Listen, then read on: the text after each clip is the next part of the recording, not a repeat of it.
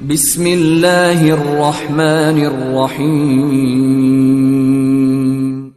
In the name of Allah, the Beneficent, the Merciful. अस्सलामु अलैकुम वरहमतुल्लाहि वबरकातुहू। लोगों, साम एक ऐसा लफ्ज़ है कि जिसको सुनते ही आदमी घबराहट का शिकार हो जाता है। उसकी तस्वीर देखकर आदमी डर जाता है, दहशत तारी हो जाती है। कहीं किसी घर में, किसी ऑफिस में कहीं ये शोर मचे कि सांप आ गया तो हर आदमी घबरा जाता है, कहीं मुझे काट ना ले। किताबों में लिखा है कि सांप एक ऐसा रेंगने वाला जानवर है जिसकी उम्र 1000 साल है।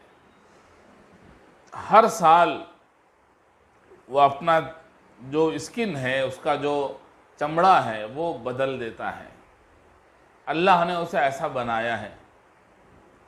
उसके जिस्म में जितनी हड्डियां हैं उतनी तादाद में वो अंडे देता है, लेकिन अक्सर अंडे तो चींटियां खा जाती हैं, इसलिए बहुत कम बच्चे पैदा होते हैं।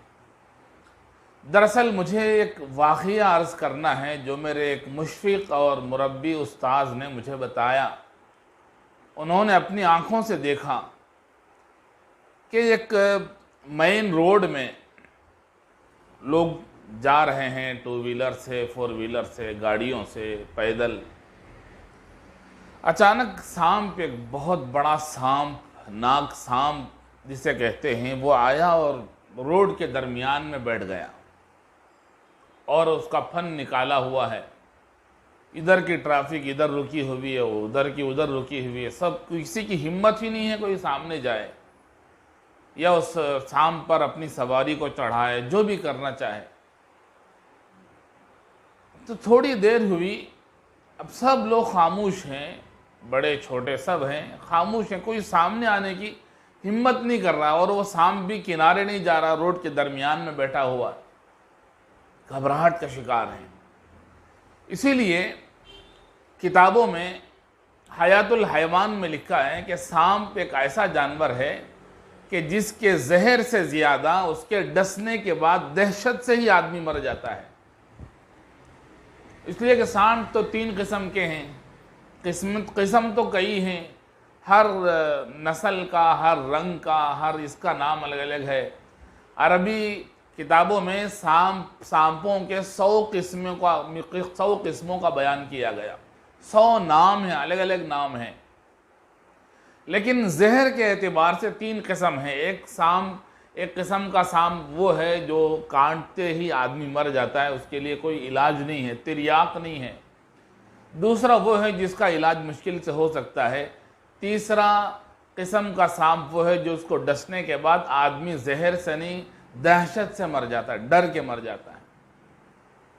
अलगर्ज में अर्ज कर रहा था कि जिस जगह एक वाक़िया पेश आया कि सांप रोड के दरमियान में आके बैठ गया, गोल हल्का बनाकर।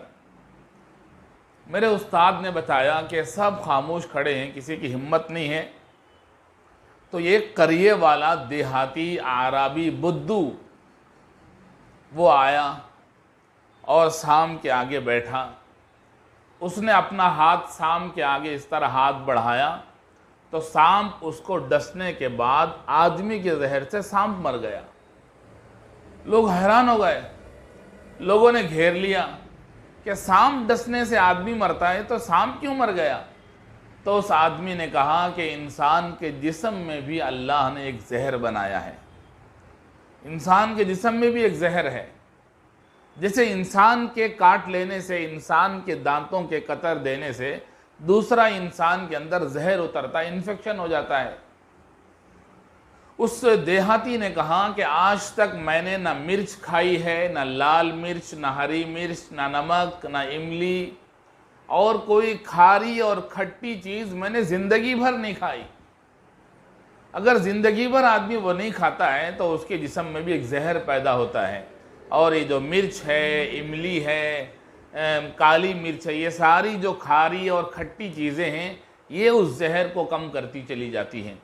वरना आदमी के अंदर एक ऐसा जहर पैदा होने लगता है कि जो सांप के जहर से ज़्यादा ख़तरनाक और भयानक है।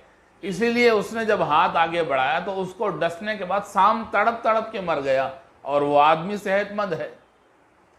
तो खार और खट्टे को कम करने की वजह से, बल्कि न खाने की वजह से एक ताकत इंसान के जिस्म में पैदा होती है।